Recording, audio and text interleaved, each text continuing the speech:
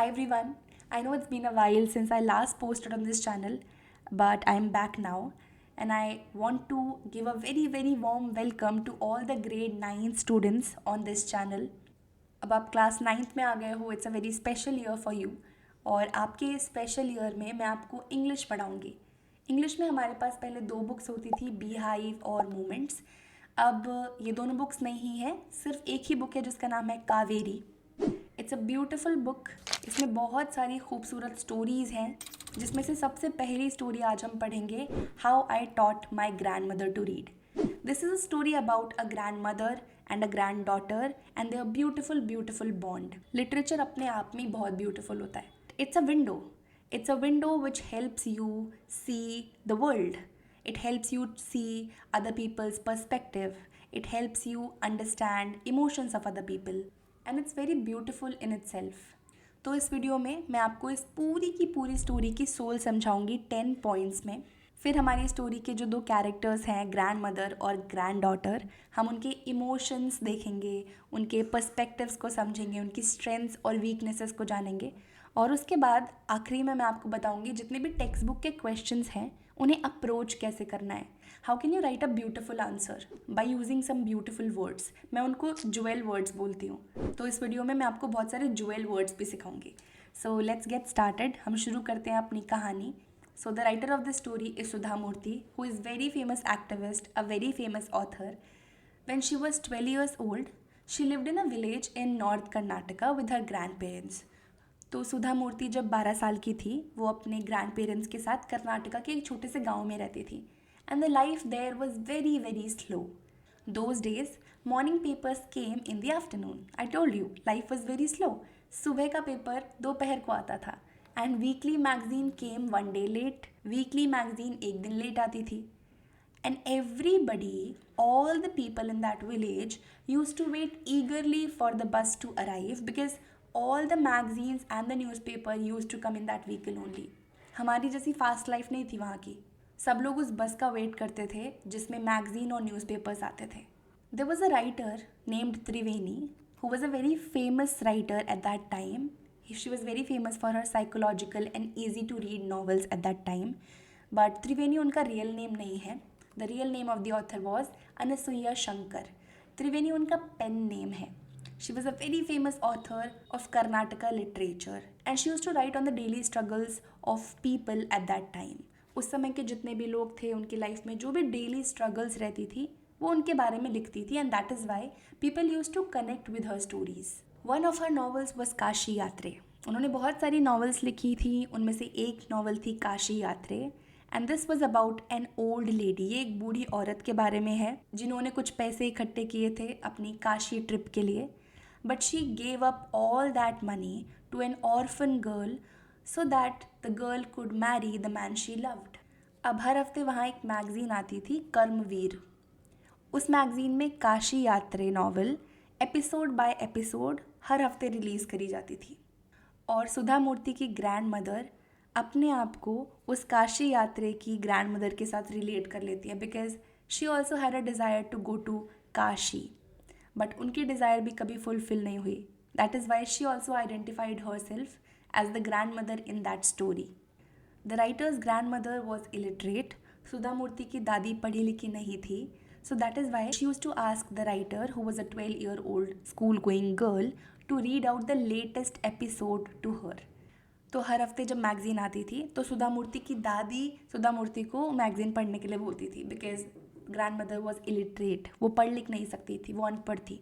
And during that time जब सुधा मूर्ति उन्हें कहानी पढ़ के सुनाती थी, she used to forget all her work. वो सब कुछ भूल के बहुत सारी कॉन्सेंट्रेशन के साथ वो कहानी सुनती थी, इतनी कॉन्सेंट्रेशन के साथ कि बाद में वो पूरे के पूरे एपिसोड को सुना सकती थी। Grandmother was always eager to learn. Eager मतलब होता है इच्छुक।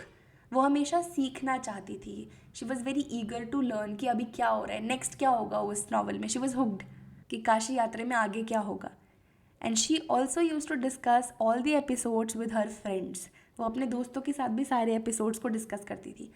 लेकिन writer, since she was a 12-year-old girl, उन्हें नहीं समझ आ रहा था why grandmother took so much interest in Kashi Yatre. But आप समझ पा रहे हैं क्या?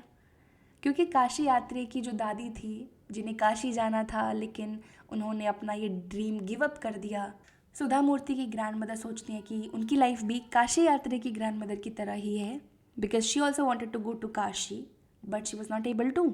एक दिन क्या हुआ, Sudha Murty went to a wedding with her cousins to the neighbouring village. Sudha Murty पास ही के गांव में शादी के लिए अपने फ्रेंड्स के साथ, अपने कजन्स के साथ चली गई।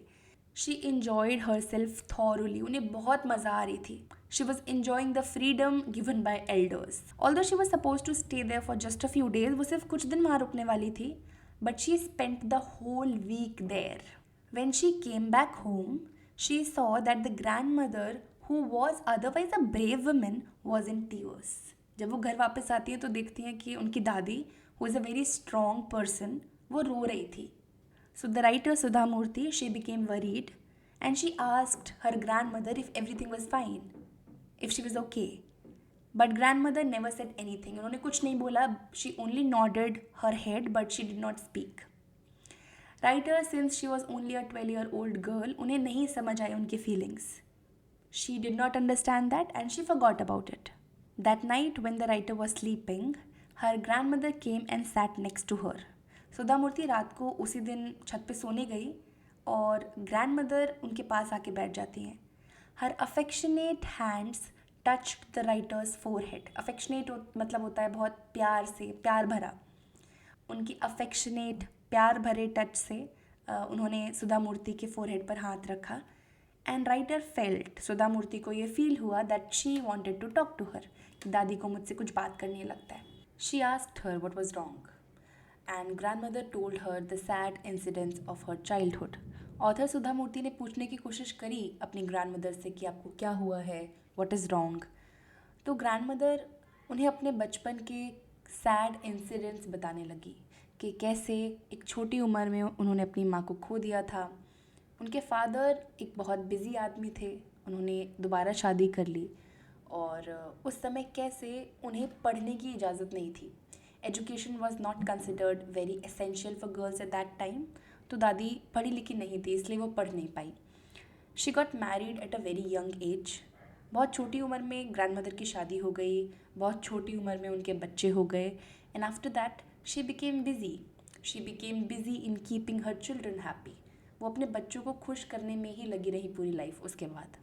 Because their happiness made her happy, क्योंकि अपने बच्चों की खुशी से ही वो खुश होती थी. And she used to regret not going to school. उन्हें इस चीज़ का बहुत रिग्रेट था, खेद था, दुख था कि वो कभी स्कूल नहीं गई. That is the reason she made sure कि उनके सारे बच्चे और उनके ग्रैंड चिल्ड्रन अच्छे से पढ़ें ताकि उन्हें अपने लाइफ में कभी कोई रिग्रेट ना हो. Even though the writer was not able to understand what her grandmother was talking about, she could still see the sadness in her face. सुधा मूर्ति को उस वक्त समझ नहीं आ रहा था कि ग्रैंडमदर किस बारे में बात कर रही हैं, बट उन्हें फिर भी ये चीज़ समझ आ रही थी कि उनकी दादी दुखी हैं. The worried looking expression on her grandmother's face made her feel sad. और अपनी दादी को दुखी देखकर सुधा मूर्ति भी दुखी हो गई थी. Then she leaned forward and held her hand. वो थोड़ा आगे बढ़ती हैं और अपनी दादी का हाथ पकड़ लेती है कसकर. She asked her if she could help her in any way. वो पूछती है कि दादी क्या मैं कुछ मदद कर सकती हूँ आपकी. And grandmother said yes. She said yes, I need your help. And she explained that while the writer was gone to the neighboring village, she was desperately trying to read the next episode of Kashi यात्रे. अब grandmother Sudha Murty को बताती हैं कि जब वो पास के गांव में शादी अटेंड करने गई थी, जहां वो थोड़ा एक्स्ट्रा रुक गई थी 1 हफ्ता, उसी दौरान काशी यात्रे का अगला एपिसोड आया था. वो उसे बहुत डेस्परेटली पढ़ना चाह रही थी, बहुत शिद्दत से. But she was not able to read even a single alphabet. वो कुछ नहीं पढ़ पा रही थी. At that time she felt helpless and she said that I was well off. मेरे पास सब कुछ है अभी लाइफ में, लेकिन फिर भी मुझे इंडिपेंडेंट फील नहीं हो रहा. She went on to request the writer to teach her Kannada alphabet. अब ग्रैंड मदर सुधा मूर्ति के सामने अपनी बात रखती हैं मन की. वो कहती है कि मुझे कन्नड़ा लैंग्वेज सिखा दो अब तुम. और उन्होंने अपने मन में उसके लिए एक डेडलाइन भी रख ली थी. And the deadline for it would be Saraswati Puja during Dussehra. Dussehra के वक्त जो सरस्वती पूजा आती है वो उनकी कन्नड़ अल्फ़ाबेट सीखने की डेडलाइन थी। The writer could see determination on her grandmother's फेस। ऑथर को साफ साफ दिख रहा था कि उनकी दादी कितनी डिटर्मिन्ड है इस चीज़ को लेकर। डिटर्मिन्ड का मतलब होता है स्ट्रॉन्ग विल्ड। तो वो बहुत स्ट्रांगली ये चाहती थी कि वो कन्नड़ा अल्फ़ाबेट सीखें, and it was clearly visible on her face, but still author childishly made fun of her desire to learn Kannada alphabet at an old age. Author ने फिर भी थोड़ा प्लेफुली इस चीज़ का मजाक उड़ाया कि आपको 62 की एज में कन्नड़ा अल्फ़ाबेट सीखने हैं, but grand mother just smiled and said, and this is very important thing, that for learning there is no age bar. दादी ने कहा सीखने की कोई उम्र नहीं होती है। And with that next day onwards उनकी ट्यूशन स्टार्ट हो जाती है। ऑथर सुधा मूर्ति अपनी ग्रैंड मदर को अव्वा कहती थी। अव्वा का मतलब होता है माँ in Kannada language. And Avva proved to be a wonderful student. She was a wonderful student, and Sudhamurti was very impressed by the amount of homework that grandmother has done. वो बहुत ज़्यादा मेहनत कर रही थी। उन्होंने बहुत मेहनत करी, सारे कन्नड़ अल्फ़ाबेट सीख लिए। फाइनली दशहरा का फेस्टिवल आता है। Her grandmother called the writer to the puja place and made her sit down on a stool. Grandmother Sudha Murty को बुलाती हैं पूजा रूम में और उन्हें एक स्टूल पर बैठने के लिए कहती हैं। And that day they were going to exchange gifts from each other. वो एक दूसरे को गिफ्ट देने वाले थे उस दिन। ग्रैंड मदर गेव हर अ फ्रॉक। ग्रैंड मदर ने उन्हें एक फ़्रॉक दी सुधामूर्ति को और फिर उनके पैर छुए। It's very unusual, I know. Usually जितने छोटे बच्चे होते हैं वही बड़ों के पैर छूते हैं। और इस चीज़ को देखकर writer was taken aback. She was very surprised because elders do not touch the feet of youngsters. That's what I said. Only the feet of god, elders and teachers were to be touched to show a sign of respect. And writer Sudha Murty thought कि जो दादी कर रही है वो बिल्कुल सही नहीं, it's not correct. But grand mother explained that she was touching the feet of her teacher, not her grand daughter. दादी कहती है कि मैं अपनी पोती के पैर नहीं छू रही हूँ, मैं अपनी टीचर के पैर छू रही हूँ। And it's so beautiful. The writer had taught her affectionately. Writer ने उन्हें बहुत प्यार से सिखाया and made her independent in such a short period of time. Out of respect दादी उनके पैर छूने लगी सुधामूर्ति के। A teacher should always be respected regardless of the gender and age. एक टीचर की हमेशा हमें रिस्पेक्ट करनी चाहिए अगर हम उनसे कुछ सीख रहे हैं तो, नो मैटर उनका जेंडर क्या है, उनका एज क्या है। द राइटर रिटर्न्ड द नमस्कार। बदले में सुधामूर्ति ने भी उन्हें नमस्कार किया and gave her the gift. It was the complete novel of Kashi यात्रे। और वो गिफ्ट क्या था? काशी यात्रे की पूरी novel. And her grandmother read the title and the publisher's name immediately. तुरंत ग्रैंड मदर ने राइटर और पब्लिशर का नाम पढ़ लिया। And the writer Sudha Murty knew that her student had passed with flying colours. और सुधामूर्ति को ये समझ आया कि उनकी स्टूडेंट फाइनली अब पढ़ना सीख गई है, इंडिपेंडेंट हो गई है। That's such a great thing, right? This was our story. It was a very beautiful story. इस स्टोरी में दो बहुत ही प्यारे कैरेक्टर्स हैं। पहली हमारी ऑथर सुधामूर्ति और दूसरी कृष्टक्का, उनकी दादी, ग्रैंड मदर। अब मैं आपको बताऊंगी इन दोनों ही कैरेक्टर्स के character sketches. That means in characters की क्या क्या क्वालिटीज़ थी, using a lot of powerful adjectives और एनसीईआरटी कीवर्ड्स। हम बहुत सारे नए वर्ड्स सीखने वाले हैं यहाँ पर, so let's be ready. First of all, grandmother, her name was Krishtakka and she was a 62-year-old woman. She was illiterate. Illiterate का मतलब होता है अनपढ़, अनएडुकेटेड, जो पढ़ा लिखा नहीं है। Although she was illiterate, but still she was a very diligent woman. Diligent का मतलब होता है somebody who is very serious about their work. She was very diligent, she was very strong-willed, and she was a visionary woman. वो बहुत broad-minded थी, बहुत strong थी. She possesses immense wisdom and a progressive mindset. Immense का मतलब होता है too much. She had a lot of wisdom. She had immense wisdom. And she also had a progressive mindset. कैसे पता चलता है कि उनका प्रोग्रेसिव माइंड सेट है? She was well off. उनके लाइफ में एज सच किसी चीज़ की कोई कमी नहीं थी, but still she wanted to be independent. उन्हें किसी के ऊपर डिपेंड रहना अच्छा नहीं लगता था। इससे पता चलता है she had a progressive mindset. Initially she is seen as somebody who is stoic is somebody जो अपनी इमोशंस को आसानी से नहीं बताता, and along with that she is shown as a resilient person who does not show emotions very easily. That is why narrator was startled to see her in such a melancholic, means sad state and a tearful state. Startled का मतलब होता है amused and confused and surprised. वो बहुत ही strong personality थी, इसलिए narrator बहुत confuse हो गई उन्हें इतने सैड और टीयरफुल स्टेट में देखकर. She had ardent desire, ardent मतलब होता है keen desire, very strong desire to learn Kannada alphabets at the age of 62, which reveals that she was somebody who is very tenacious and determined. Tenacious का मतलब होता है determined, strong willed. She is remarkably humble, वो बहुत ज़्यादा humble थी, very down to earth, as she does not let her age और family status become ego for her. क्योंकि इतनी ज़्यादा एज होने के बावजूद, उनके फैमिली का अच्छा खासा स्टेटस होने के बावजूद भी उनके अंदर कोई ईगो नहीं थी. She became a dedicated and disciplined student and she had a profound respect for education. उन्होंने बहुत ही अनयूजुअल सा जेस्चर किया था अपनी ग्रैंड डॉटर के पैर छूकर, जो दिखाता है कि वो एजुकेशन को कितना ज़्यादा रिस्पेक्ट करती थी. And after learning Kannada alphabet from her 12-year-old first teacher who was her granddaughter, she had a transformative journey. उनका लाइफ चेंज हो गया from being an dependent and helpless person to become confident self reliant person. Self reliant का मतलब होता है खुद पे depend रहने वाला व्यक्ति. And this was our beautiful character Krishtakka. अब देखते हैं हमारा दूसरा character who was the narrator herself, Sudha Murty. उनकी क्वालिटीज़. सबसे पहले she was very vivacious. Vivacious का मतलब होता है somebody who is full of life, full of joy. She was very vivacious, she was intelligent, and she was also empathetic 12-year-old girl. Empathetic, somebody जिसको किसी को देखकर एम्पैथी आ जाए, यानी कोई आपके इमोशंस को समझ पाए, किसी के इमोशंस को समझने वाला, किसी की फीलिंग्स को समझने वाला, उसे हम एम्पैथेटिक कहते हैं.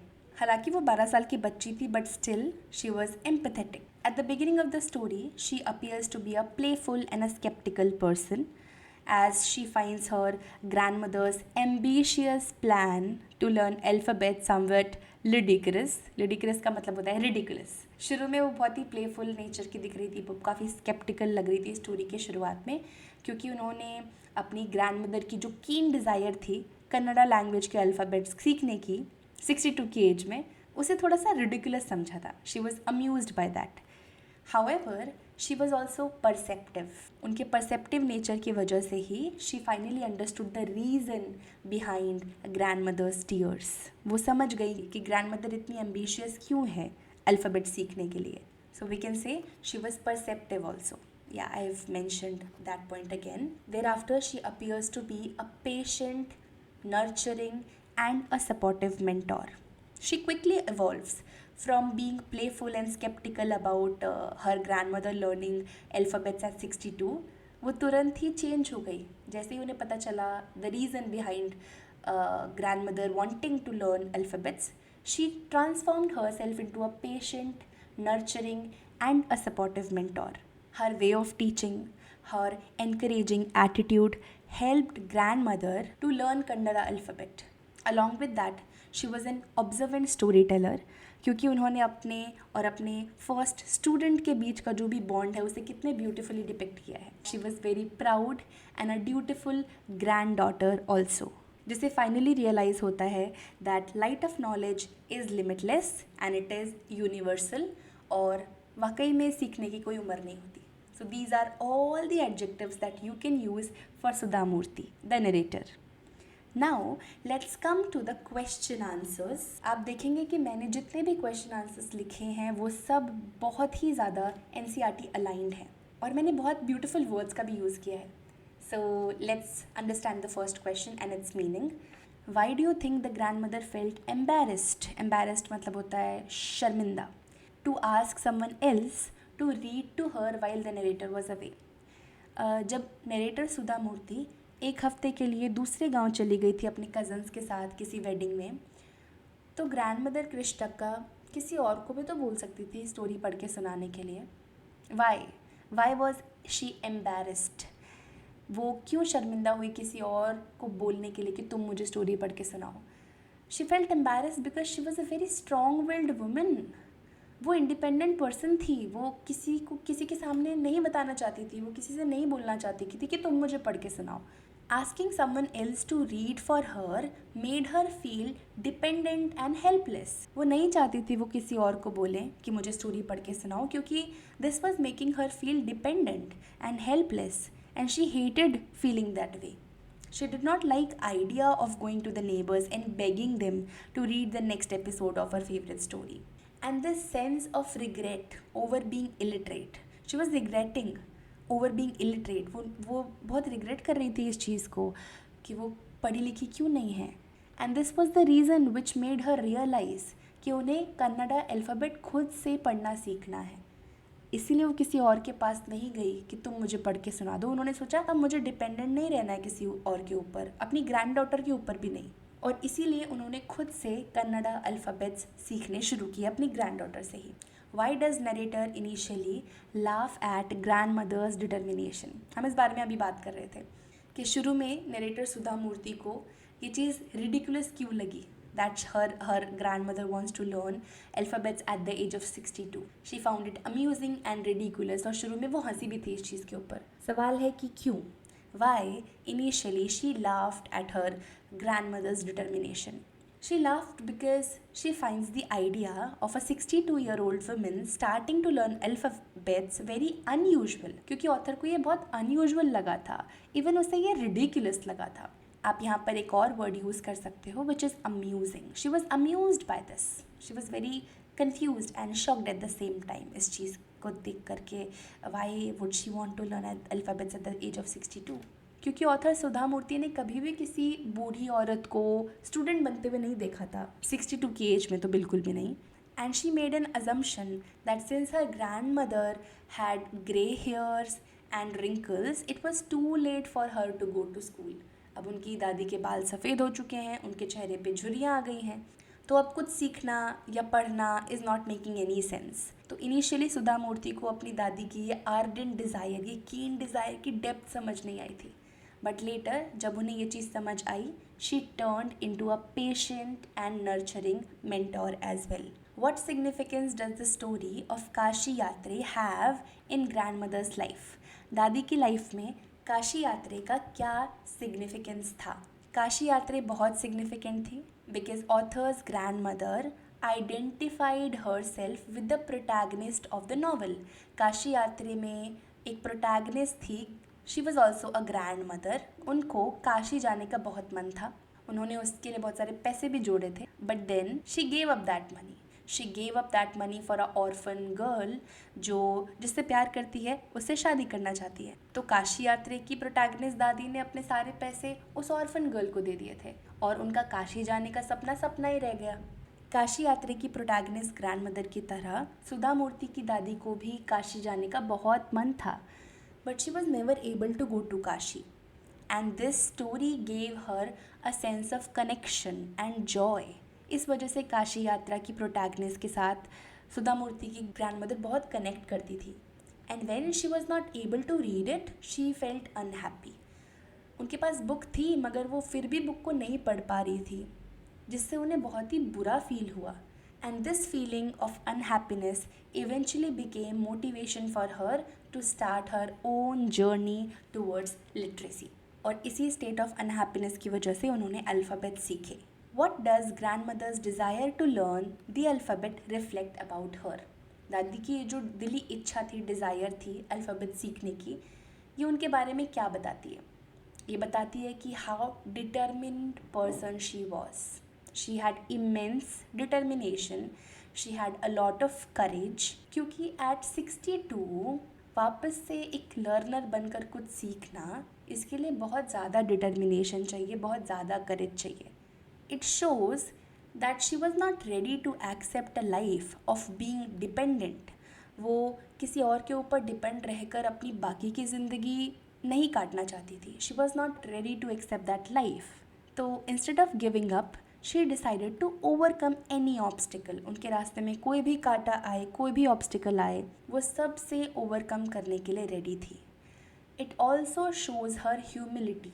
ह्यूमिलिटी मतलब वो कितनी ज़्यादा हम्बल हैं, डाउन टू अर्थ हैं. इससे ये भी पता चलता है because she was willing to become a student. वो एक स्टूडेंट बनने के लिए तैयार थी एट अ एज ऑफ 62. और अपने से इतनी ज़्यादा कम उम्र वाली मात्र एक 12 साल की लड़की से गाइडेंस लेने के लिए भी रेडी थी to reach her goal of just learning the Kannada alphabet. तो इससे पता चलता है कि वो कितनी हम्बल भी थी. What lessons can we infer from grandmother's action of touching the narrator's feet? ये जो ब्यूटीफुल सी चीज़ थी कि ग्रैंडमदर ने अपनी ग्रैंड डॉटर के पैर छुए, इससे हमें क्या पता चलता है? इस अनयूजुअल एक्ट से हमें पता चलता है that teacher should always be respected irrespective of gender and age. No matter उनका क्या जेंडर है, क्या एज है, हमें हमेशा अपने टीचर्स की रिस्पेक्ट करनी चाहिए. ग्रैंडमदर सिर्फ अपने ग्रैंड डॉटर के पैर नहीं छू रही थी. She was touching the feet of a teacher who had helped her become independent. वो उस टीचर के पैर छू रही थी जिसने उन्हें इंडिपेंडेंट बनने में हेल्प करी. It shows that in quest for knowledge, quest का मतलब होता है finding something which is very unusual, difficult search of something. तो इससे ये पता चलता है कि जब आप नॉलेज खोजने निकलते हो, आपको किसी भी व्यक्ति से वो नॉलेज मिल रही है, whoever provides the light of education deserves highest respect. जो भी आपको कुछ भी सिखा रहा है, you ought to give respect to that person even if they are much younger. भले ही वो कितने ही छोटे हों उम्र में, जेंडर और एज से कोई फ़र्क नहीं पड़ता. If you are learning something from somebody, you should show them some respect. What does the line "For a good cause, if you are determined, you can overcome any obstacle" tell us? ये line आपकी book की है कि एक अच्छे cause के लिए, एक अच्छी चीज़ के लिए अगर आप डिटरमिंड हो तो आप कोई भी ऑब्स्टिकल को क्रॉस कर सकते हो. इस लाइन से हमें क्या पता चलता है? ये लाइन रिप्रेजेंट करती है हमारी स्टोरी की एक ब्रॉड थीम को. And the theme of the story is, आपने अभी तक तो रियलाइज़ कर ही लिया होगा कि लर्निंग के लिए there is no age bar. This is one thing that we are understanding from this story. It tells us that age, lack of schooling, household duties, ये सारे छोटे छोटे obstacles हैं. If you want to reach somewhere, if you have a good cause, जैसे कि grand mother की इच्छा थी सेल्फ रिलायंट बनने की, which was a good cause, और एक गुड कॉज के साथ साथ अगर आपके पास एक स्ट्रॉन्ग डिटर्मिनेशन है तो आप कुछ भी अचीव कर सकते हो, no matter where we are in life. Now moving forward, the last question. How does the story highlight the value of education in supporting personal independence? इस स्टोरी में कैसे इस चीज़ को हाईलाइट किया गया है कि एजुकेशन कितनी ज़्यादा इंपॉर्टेंस है पर्सनल इंडिपेंडेंस को गेन करने के लिए. This story really shows that education is truly की टू इंडिपेंडेंस. दादी ने कन्नड़ अल्फ़ाबेट सीखे and that's how she became independent. Eight the beginning grandmother was very unhappy, she felt helpless क्योंकि वो पढ़ी लिखी नहीं थी, शी वॉज इलिटरेट. स्टोरी के लास्ट में आते आते हमने देखा कि काशी यात्रे के पब्लिशर का नाम और बुक का नाम वो कॉन्फिडेंटली खुद से पढ़ पाई.